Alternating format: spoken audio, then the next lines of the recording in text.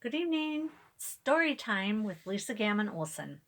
I'm going to read to you the fourth book. It's my newest book that just came out. It's called Remembering Green and Ojibwa Girl's Tale. Um, I'll just read you the back about what it's about. In this story from the Tales from American Her Story, Winona is desperate to preserve her identity as an Ojibwa girl from the Lac du Flambeau tribe in northern Wisconsin as she faces forced assimilation. The early 1900s continued to mark a dark time in our U.S. history as Indigenous children were stripped of their Native heritage and culture and sent to boarding schools, where the government tried to eradicate everything about their lives as Native Americans. Winona and her grandfather will discover ways that they can remember their Ojibwa heritage even though the world is changing for them all.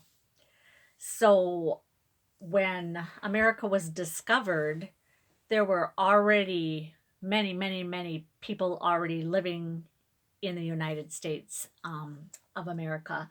Are indigenous Native American people. And when the European settlers came and formed a government, they decided that the best way to deal with the Native American population was to try to integrate them into the white society. So they took their children as young as 4 years old from their families and forced them to go to boarding schools where everything they knew about themselves, they they tried to eradicate that from their lives. They were forced to forget who they were and to become essentially white people. It was a very dark time in our history, and I wrote this for my Native American friends from Lac du Flambeau who helped me write this story. It's their story. I just told it for them. And I do have some Ojibwa words in here. I'm not that great at pronouncing them, but I'm going to try my best.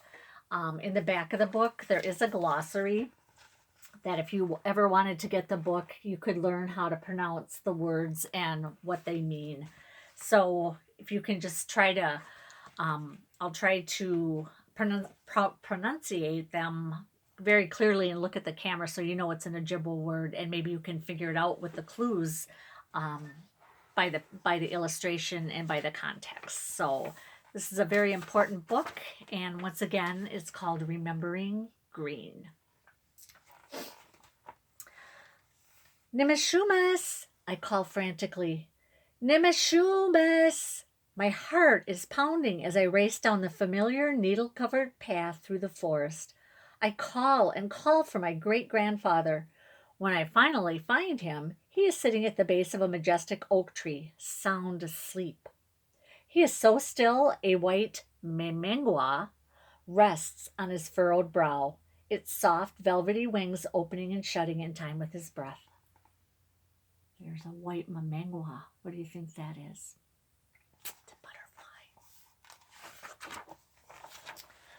My great grandfather is the eldest member of our tribe. His long white hair is pulled back neatly with strips of leather. His brown skin is as soft as a flower petal and is deeply wrinkled.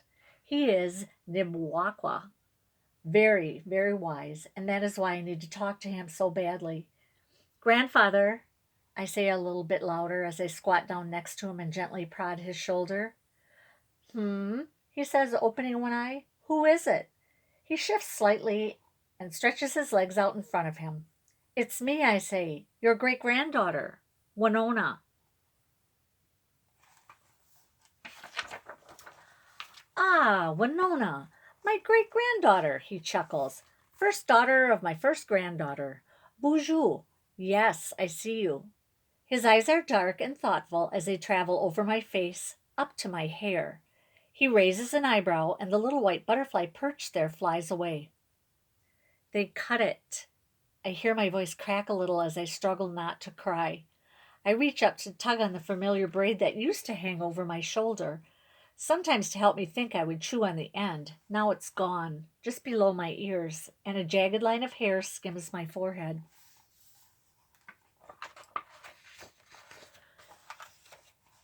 But do you know the worst part, grandfather?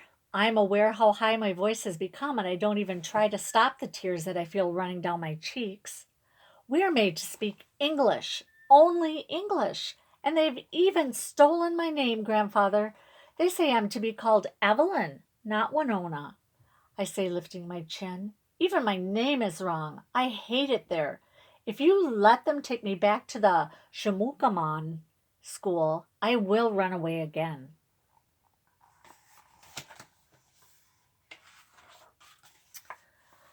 Sit beside me, granddaughter, he says, softly patting the earth.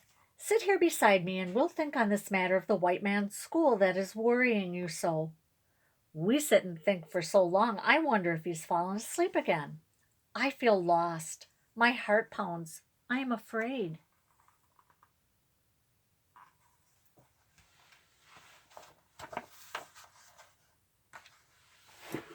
Who am I?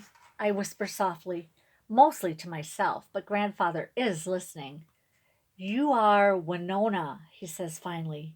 You are Ojibwa, girl of the Anishinaabe tribe, beloved daughter of the people. Ninuzishe, girl of the Loon clan, descendant of the great chief Kishkaman. You are who you always have been, who you always will be.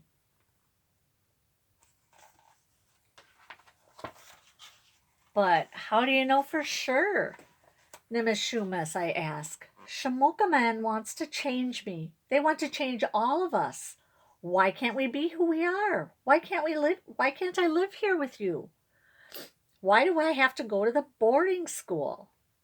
Things are changing in our world, Winona, he whispers. The white man has come and he does not understand our ways.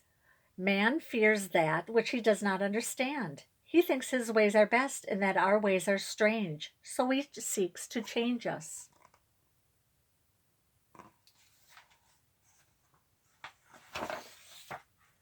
Walk with me, granddaughter, he says.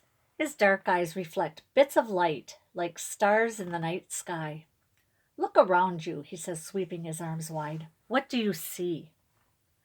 I see waves rippling on the Zagayagun, I say, looking around. The rice is ready. I see an island with tall, dark pine trees that touch the clouds, and dark thunderheads billowing up in the western sky. I see canoes, flowers, squirrels, and yellow butterflies, and living green growing plants everywhere. Yes, remember the green, he says. When you see the growing plants, know we are all connected to each other and to the earth. Our lives intertwine with nature. What happens to one will have consequences for the other. What do you hear, Ninuzishe? I close my eyes. I hear geese honking overhead and the wild cry of a loon. I hear the rustle of leaves all around me. There's the tap, tap of sticks knocking the reeds together and the soft hiss of ripened rice falling into the canoe. I hear a moog buzzing in their hive, bullfrogs croaking and splashing in the cattails. I strain to hear more. There, Grandfather, the slap of a mixed tail on the water. And if somebody calls the beaver by another name, is it not still a beaver, Winona? What do you smell?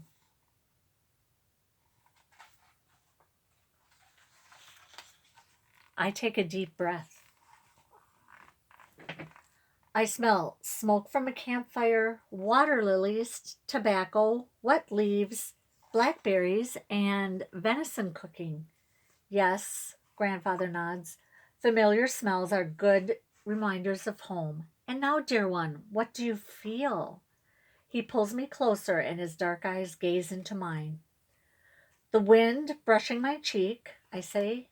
The vibrations of the drum in the distance. The rumble of thunder. My heart beating. Yes, he says, pressing my hand to my chest. You will feel your heart beating and remember the dancing and the singing of the Anishinaabe, your people.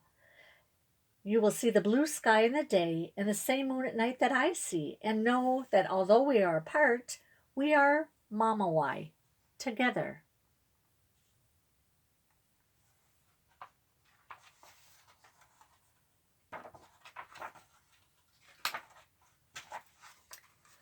Change is coming, Winona. It is already here, But it is not the learning or the white man that will change you. It is the forgetting. You must remember all you've seen today. Lock these memories here in your heart. Keep them safe. Our people will need to remember the Anishinaabe ways and pass them on. Now, tell me, who are you, child? I am Anishinaabe, I cry, holding my hands to the sky. I am first daughter, girl of the Loon clan, descendant of Chief Kishkamun. I am beloved daughter of the people. I am Winona. Yes, Nanozashe, that is exactly who you are, and who you always will be. Remember our ways. Whisper them to yourself, to your sons and daughters. He squeezes my hand tightly. Winona, do not forget the Ojibwa ways. I nod and squeeze his hand back to reassure him, but am really not at all sure how I will remember. Somewhere nearby, a drum beat sounds. Thud, thud, thud, thud. My heart quickens in recognition of the beat, but as I close my eyes and slow my breathing, my heart and the drum begin thrumming in unison. Thud, thud, thud, thud. We are the same in that moment. The drum and I are one. It is then that I know I will never forget. Although others may try to change me on the outside, who I am on the inside will always be Ojibwa. The wet leaves and soft warm earth shift beneath my feet as I begin to dance. So once again, it's Remembering Green, an Ojibwa Girl's Tale.